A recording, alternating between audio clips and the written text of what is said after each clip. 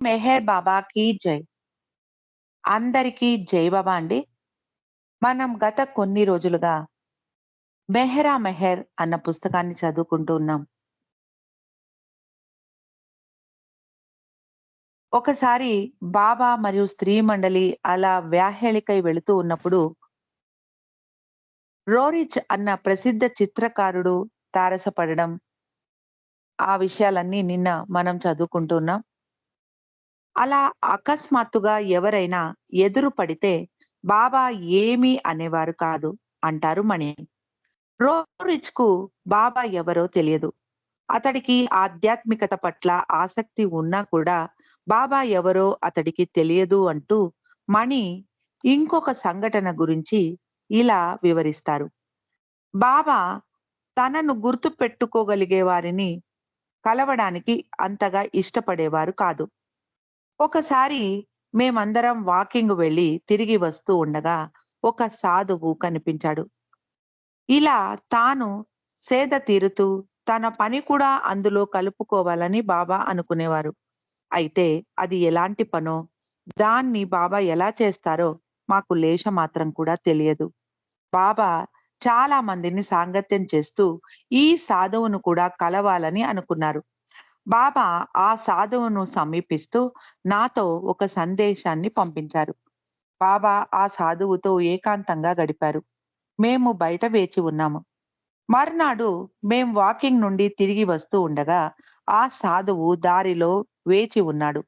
బాబాను చూసిన వెంటనే ఆ సాధువు మొహంలో స్విచ్ వేస్తే లైటు ఎలా వెలుగుతుందో అలా వెలిగిపోతోంది. తనను గుర్తుపట్టిన ఆ వ్యక్తిని కలవడానికి బాబా ఇష్టపడలేదు. అక్కడ నుండి వడివడిగా నడిచి వెళ్ళిపోయారు. మేము బాబాతో పాటు నడవలేక పరిగెత్తసాగాము అంటారు మణి. బాబా అతను మనల్ని వెంబడిస్తున్నాడు అంటూ పదే పదే నేను అడగసాగాను.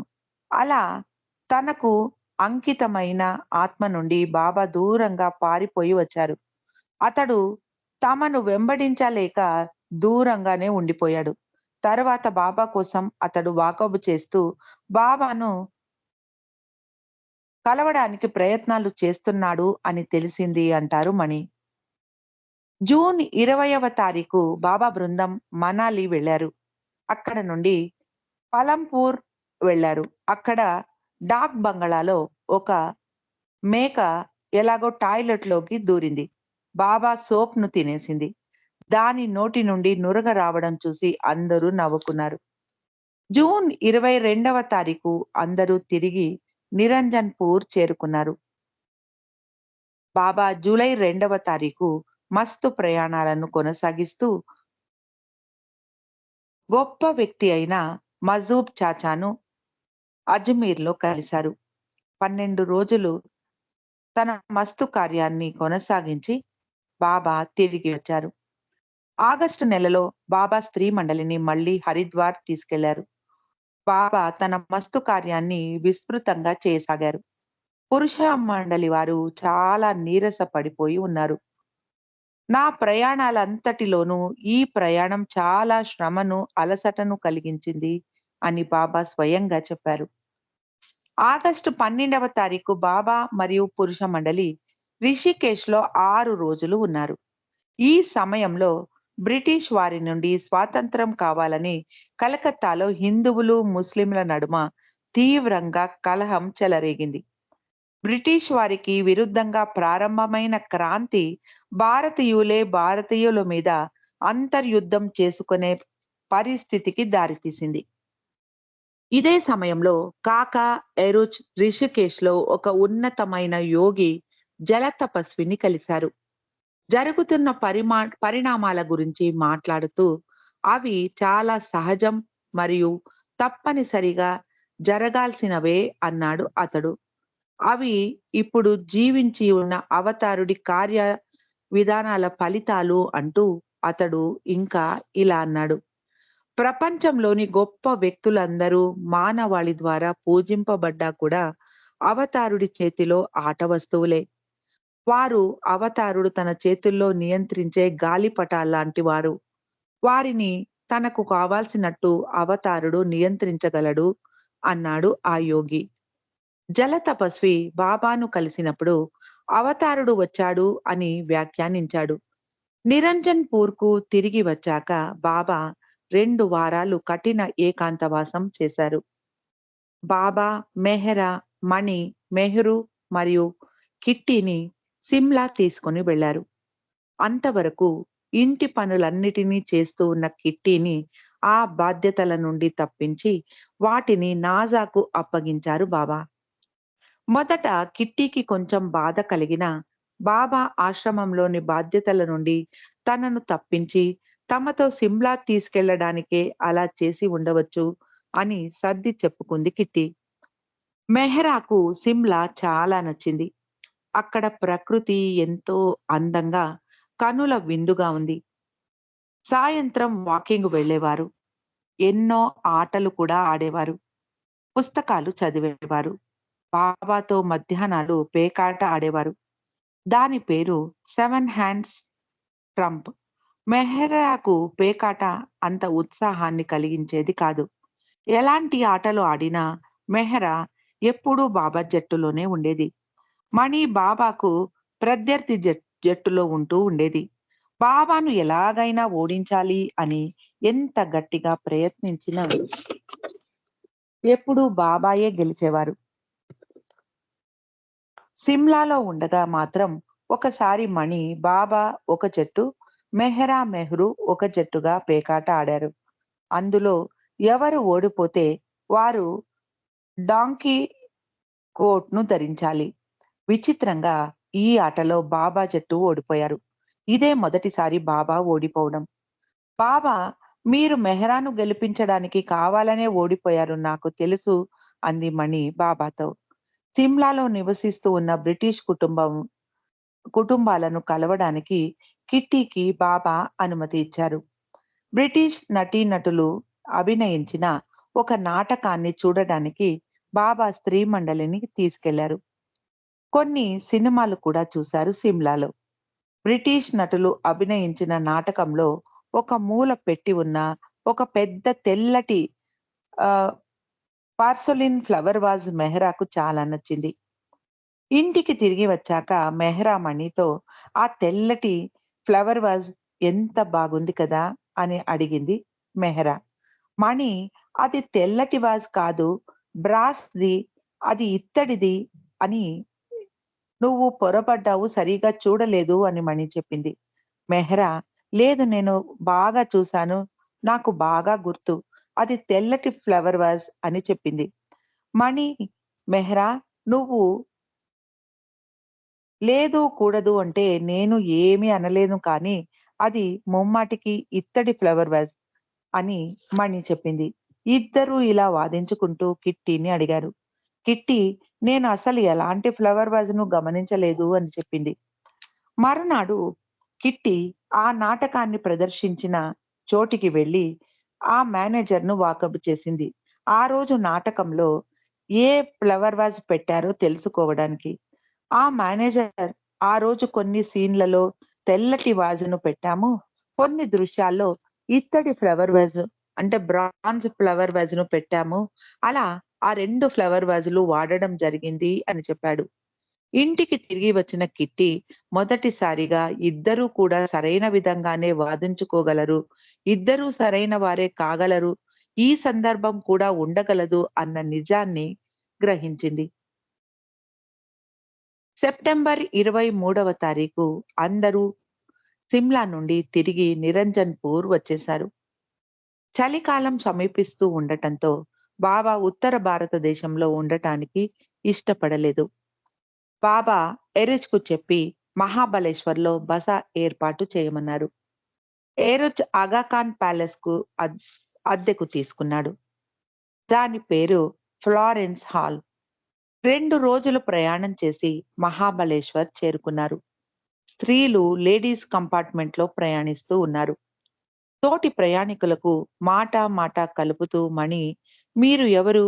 ఎక్కడికెళ్తున్నారు? పెళ్లయిందా? పిల్లలెంతమంది? అంటూ అడిగేవారు. మణి కల్పించి చెబుతూ, నాజాకు పెళ్లి అయింది. 7 పిల్లలు అని చెప్పింది. కేటీని చూపిస్తూ ఆమె భర్త సిక్కు, అతడు ఆర్మీ ఆఫీసర్ అని చెప్పింది. మెహరు ఇంకా చదువుకుంటోంది అని చెప్పింది. వారు మెహ్రా గురించి తప్పించి అందరి గురించి అడిగారు. తరువాత ఎవరు వినకుండా కేటీ మణితో ఎందుకలా చెప్పావు అని అడిగింది. వారు అడిగిన ప్రశ్నలకు ఇదే మంచి సమాధానం. ఒకవేళ మనం మనకెవరికీ వివాహాలు కాలేదు అని చెబితే, మీరందరూ కలిసి ఎక్కడికెళ్తున్నారు? మీరెవరు? అని ఎన్నో ప్రశ్నలు వేసి వేధిస్తారు. మన గురించి వారికి తెలియదు.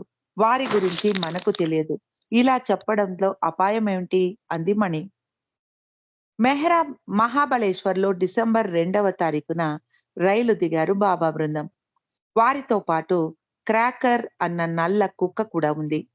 దాన్ని ఒక యూరోపియన్ మహిళ ఢిల్లీలో ఇచ్చింది. అది ఎంత నల్లగా ఉండేదంటే, ఒకసారి ఒక చీకటి గదిలో ఆ కుక్క కోసం వెతుకుతూ ఉన్న మణికి తన పాదాల వద్దే ఉన్న ఉన్నప్పటికీ ఆ కుక్క కనపడలేదు. అంత నల్లగా ఉండేది ఆ కుక్క. బాబా మహాబలేశ్వర్‌లో ఒక మస్తు ఆశ్రమాన్ని ప్రారంభించాలి అని అనుకున్నారు. దానికి కావాల్సిన ఏర్పాట్లను ప్రారంభించారు. స్త్రీలు మస్తుల కోసం ప్రత్యేకంగా కట్టెలు, బొగ్గులు ఉపయోగించి వంట వండేవారు. డైనింగ్ టేబుల్ మీద కూర్చొని అందరూ బాబాతో కలిసి భోజనం చేసేవారు. తర్వాత మణి బాబాకు పుస్తకాలు చదివి వినిపించేది. బాబా ఒక్కొక్కసారి కిట్టీని న్యూస్ పేపర్ చదివి వినిపించమనేవారు. ఆ వారాంతంలో ఆ ప్రాంతంలో పులి సంచారం ఉండేది. అందుకని బాబా సాయంత్రాలు 7 గంటలకే తలుపులు మూసుకోవాలని స్త్రీ మండలి వారికి ఆదేశం ఇచ్చారు. ఇంటి ముందు గేట్ దగ్గర కాపలా డ్యూటీ సూనామాసి చేసేది. బాబా గేట్ లోపలికి వస్తూనే ఇంటి లోపలికి వెళ్లి మెహ్రాకు కబురు చెప్పేది సూనామాసి. ఒకసారి బాబా వచ్చే సమయానికి సూనామాసి గేటు దగ్గర లేకుండా టాయిలెట్‌కు వెళ్ళింది. బాబా "సూనామాసి ఏది?" అని అడిగారు. ఆమె తన డ్యూటీ చెయ్యకుండా ఎక్కడికెళ్ళింది అని అడిగారు. మెహ్రూ "సూనామాసికి వయసు మళ్ళింది బాబా. ఆమెకు టాయిలెట్‌కు మాటి మాటికి వెళ్ళే అవసరం ఉంటుంది. అందుకే ఆమె గేట్ దగ్గర నుండి దూరంగా ఉన్న టాయిలెట్‌కు వెళ్లి రావాలంటే కొంచెం సమయం పడుతుంది" అని సర్ది చెప్పబోయింది. బాబా సూనామాసి కోసం గేట్ దగ్గర తాత్కాలికంగా ఒక టాయిలెట్ ఆహ్, ఉక్ ఆమె ఉపయోగించడానికి నిర్మించమని సూచించారు. సూనామాసి తన కాపలా పని నిరాటంగా చేసుకోగలిగేలాగా బాబా వ్యవస్థ చేశారు. సూనామాసితో "నేను ఎప్పుడు వచ్చినా నువ్వు గేటు దగ్గర ఉండాలి" అన్నారు బాబా. క్రిస్మస్ పండుగ రావడంతో మణి ఒక కేక్ తయారు చేసి దాన్ని అందంగా అలంకరించింది. రాను సోదరుడు, అతడి భార్య ఇండియాకు ఒక క్రిస్మస్ కేకును పంపించారు. దానికి కస్టమ్స్ డ్యూటీ కట్టి తీసుకురావాల్సి వచ్చింది.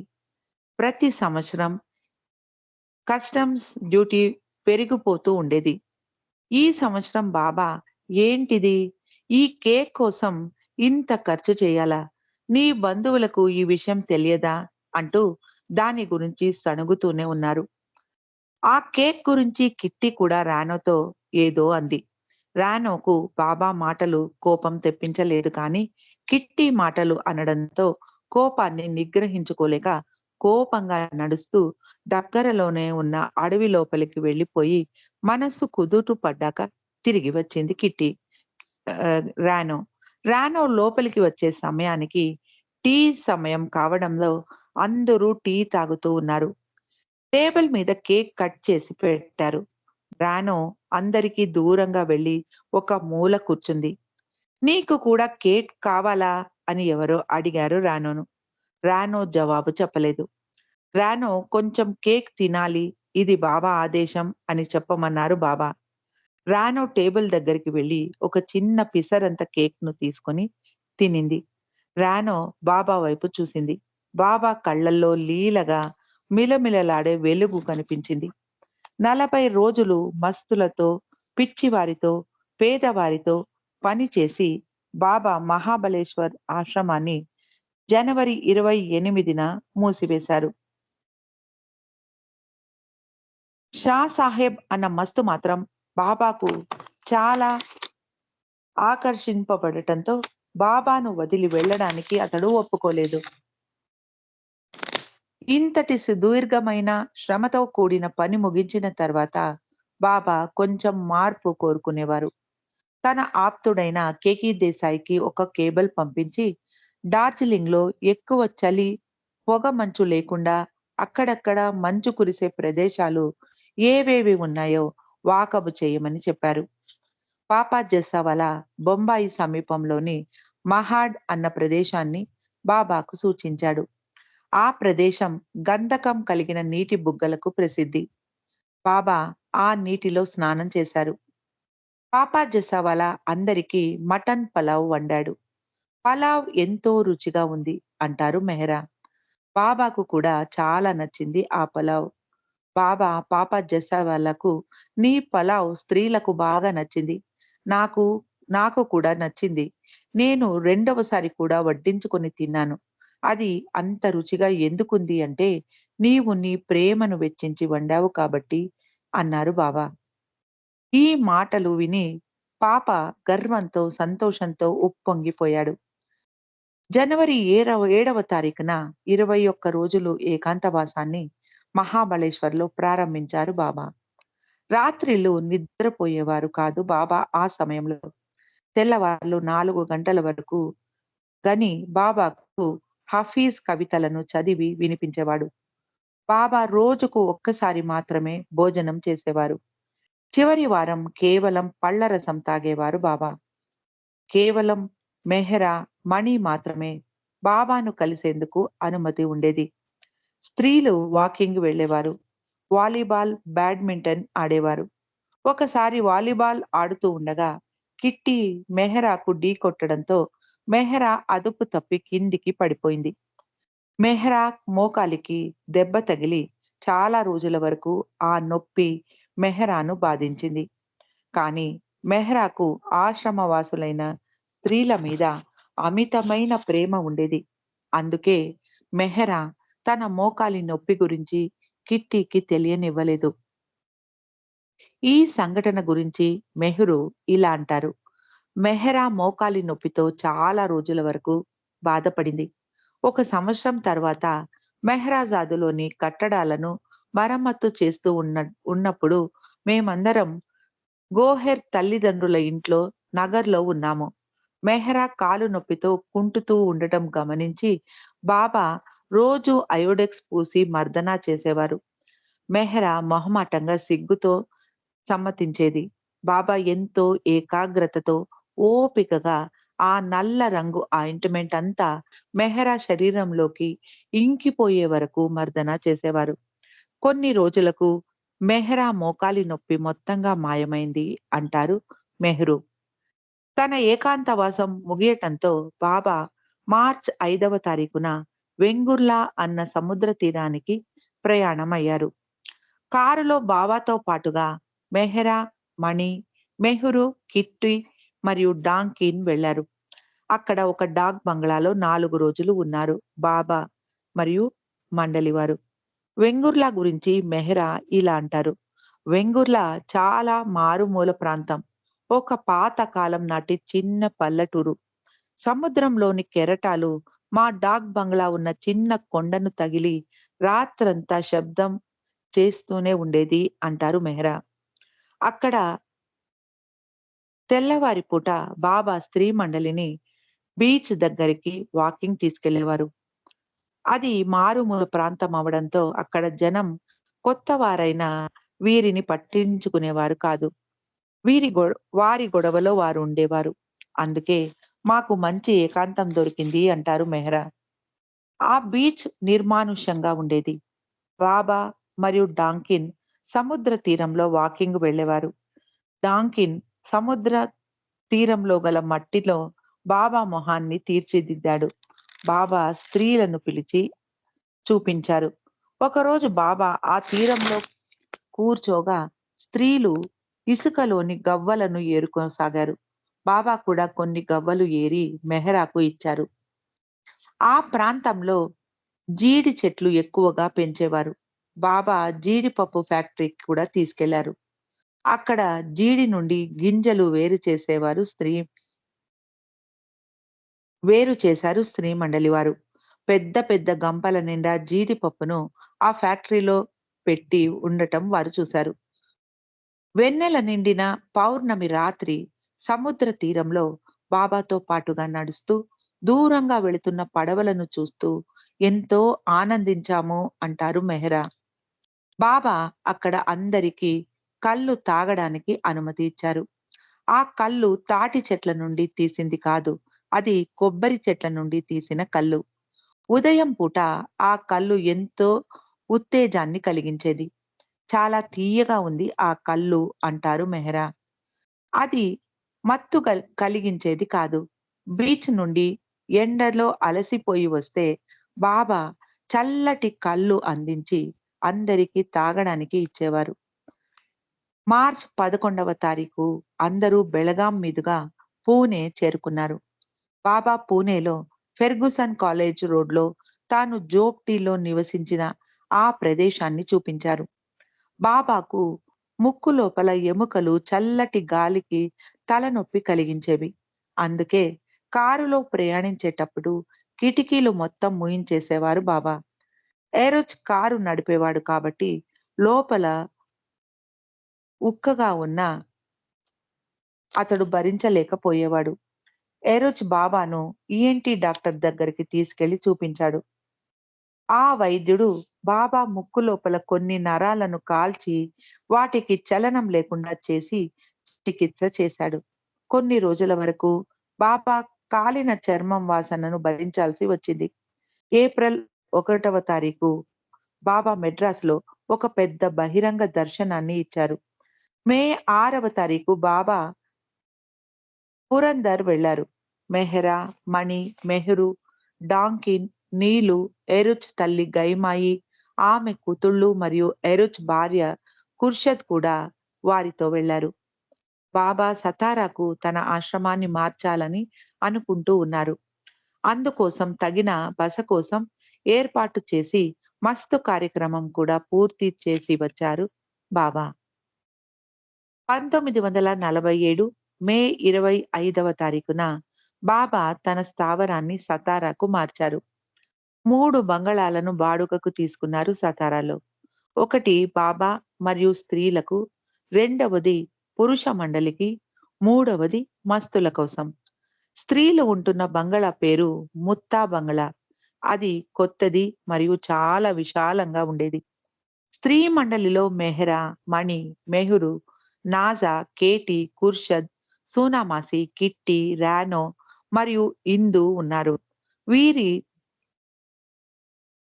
వీరితో పాటు 2 సంవత్సరాలు బొంబాయిలో హాస్పిటల్‌లో పనిచేసిన డాక్టర్ గోహెర్ శాశ్వతంగా బాబా వద్ద ఉండటానికి వచ్చేసింది.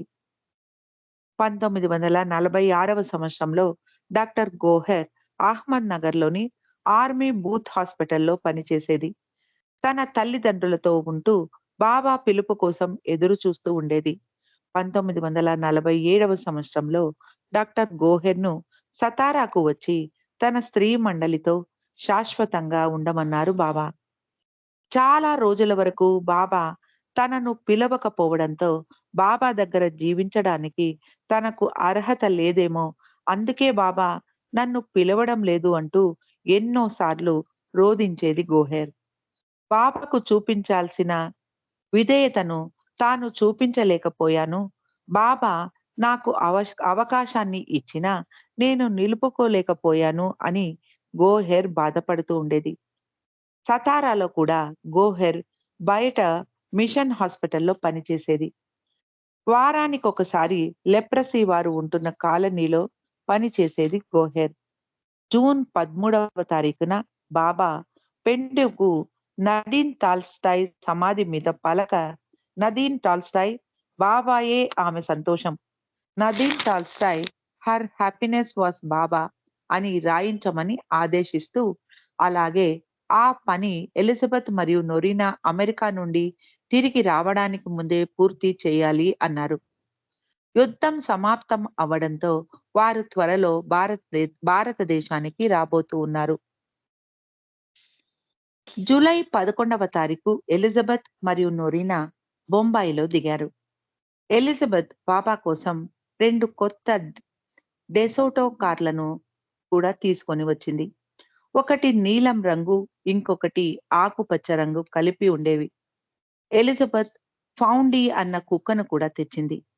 వారికి జాల్ విల్లాలో బస ఏర్పాటైంది. చాలా సంవత్సరాల ఎడబాటు తర్వాత వారు బాబాను దర్శించుకున్నారు. నొరీనాకు గుండె కొంచెం పెద్దదైంది. కాబట్టి ఆమె ఆరోగ్యరీత్యా భారతదేశ ప్రయాణం అంత మంచిది కాదు అని వైద్యులు చెప్పినా ఆమె ఇండియా వచ్చేసింది. అందుకోసమే ఆమెకు ప్రత్యేకమైన బంగళాను కేటాయించారు బాబా. కాక ఆమె కోసం ప్రత్యేకంగా వంట వండేవాడు. డాక్టర్ గోహెర్‌ను నొరీనాతోనే ఉండి ఆమె ఆరోగ్యాన్ని పర్యవేక్షించమన్నారు బాబా. సాయంత్రం పూట కొంచెం సమయం నొరీనా మరియు ఎలిజబెత్ బాబాను కలవడానికి అనుమతిచ్చారు బాబా. బాబా నొరీనా అనారోగ్యాన్ని కారణంగా చూపించి వారిని దూరంగా పెట్టినట్టు నొరీనాకు అనిపించింది. మేము బాబాకు భౌతికంగా దగ్గరే ఉన్నా కూడా బాబాకు ఎంతో దూరంగా ఉన్నట్టు మాకు అనిపించసాగింది. బహుశా మేము మాతో పాటుగా పాశ్చాత్య దేశం నుండి తెచ్చిన కష్టాలు, బాధల కారణంగా మమ్మల్ని బాబా స్పిరిచ్యువల్ క్వారంటైన్‌లో పెట్టారేమో అంటారు నొరీనా. ఎలిజబెత్ తాను తెచ్చిన కొత్త కార్లను డ్రైవ్ చేస్తూ ఉండగా బాబా, మెహ్రా, మణి మరికొందరు స్త్రీలు బెల్గాంకు వెళ్లి వచ్చారు. అక్కడ బాబా అందరినీ సినిమాకి తీసుకెళ్లారు. ఎలిజబెత్ 'డార్కెస్ట్ ఆఫ్రికా' అన్న సినిమాను సూచించింది. ఆ సినిమా ఏమీ బాగాలేదు. పరమ చెత్తగా ఉంది ఆ సినిమా. మెహ్రాకు చాలా బోర్ కొట్టింది ఆ సినిమా చూడ్డానికి. బాబా బయటకు వచ్చాక ఎలిజబెత్‌తో "ఈ సినిమా నీకు నచ్చిందా? సినిమాకు అందరినీ నీవే తీసుకొచ్చావు" అన్నారు. ఈ సినిమా చూసి వచ్చాక నేరుగా ఆఫ్రికాకు వెళ్లి వచ్చినంత అలసట కలిగింది అంటారు మెహ్రా. సతారాలో ఉన్న 3 నెలలు స్త్రీలకు ఎంతో బాగా గడిచాయి. బాబాతో అలా నడిచి వెళ్ళేవారు. ఒకసారి అలా బాబాతో నడిచి వెళుతూ ఉండగా ఒక రోడ్డు ఊడ్చే స్త్రీ వారికి ఎదురైంది. ఆమె బాబాను చూసిన వెంటనే చీపురు కింద పడేసి బాబా దగ్గరకు పరిగెత్తుకొచ్చింది. బాబా ముందు మోకాళ్ళ మీద కూర్చొని బాబాకు ప్రణమిల్లింది. బాబా అలాగే నిలబడ్డారు. తర్వాత ఆమె వెళ్ళిపోయాక మళ్ళీ నడక కొనసాగించారు బాబా. మణి మనసులో ఇలా అనుకుంది. ప్రేమికులు బాబా దర్శనానికి పరితపిస్తూ ఉంటారు. కానీ ఇక్కడ ఈ స్త్రీ తన దర్శనాన్ని ఈ స్త్రీకి తన దర్శనాన్ని ప్రసాదించారు బాబా. అది ఆ స్త్రీ మీద బాబా కురిపించిన కృప అనుకుంది మణి.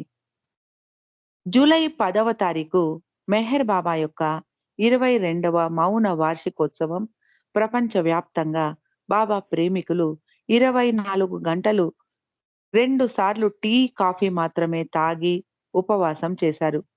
జూన్ 10వ తారీఖు సాయంత్రం 7 గంటలకు ఒకసారి మరియు జూన్ 11వ తారీఖు సాయంత్రం 7 గంటలకు ఒకసారి. ఇది కొంతమందికి మౌనం పాటించడం కన్నా కష్టమైంది. జూలై 26వ తారీఖు ఎలిజబెత్ 51వ పుట్టినరోజును సతారాలో ఆచరించారు. బాబా ఎలిజబెత్‌తో మర్టిల్ బీచ్ ఆశ్రమం గురించి మాట్లాడి, అమెరికాకు వచ్చి ఆ ఆశ్రమాన్ని సందర్శిస్తాను అని మాట ఇచ్చారు బాబా. మే 27వ తారీఖు నాడు బాబా ఆలీషా మస్తును నగర్ నుండి పిలిపించారు. జూన్ 3వ తారీఖు బైదుల్ 7వ భూమికకు చెందిన మజూబ్ చాచాను అజ్మీర్ నుంచి రాగలిగాడు. చాలా సంవత్సరాల నుండి చాచా క్వాజా సాహెబ్ చిష్టీ సమాధి వదిలి ఎక్కడికి వెళ్ళేవాడు కాదు. బాబా అతడి రాకకు ఎంతో సంతోషించి ఆనందంగా అతడితో పని చేయసాగారు. మస్తుల ఆనందం కన్నా బాబా ఏది ఎక్కువ బాబాకు ఏది ఎక్కువ సంతోషాన్ని ఇచ్చేది కాదు. తాను ఇప్పుడు చాచాతో చేస్తున్న పని 100 మస్తులతో చేసే పనితో సమానం అని బాబా బైదుల్‌కు వివరించారు. చాచాకు ఆ పేరు ఎలా వచ్చింది అంటే, అతడికి టీ అంటే చాలా ఇష్టం. టీ కోసం చా చా అంటూ గట్టిగా అరుస్తూ ఉండేవాడు అతడు. అతడికి టీ అంటే ఎంత ఇష్టమో, స్నానం చేయమంటే అంత అయిష్టం. ఒకసారి సతారాలో బాబాను 50 కప్పుల టీ తాగమని బాబాకు ఇచ్చాడు. బాబా ఆ టీని తాగుతున్నట్టు నటించి అతడికి సంతోషాన్ని కలిగించారు. మస్తులతో పని చేశాక ప్రత్యేకంగా చాచా మస్తుతో చేసిన తర్వాత బాబా చాలా నీరసంగా, అలసిపోయినట్టు కనిపించేవారు. చెమటతో బాబా బట్టలు తడిచి ముద్దయిపోయేవి.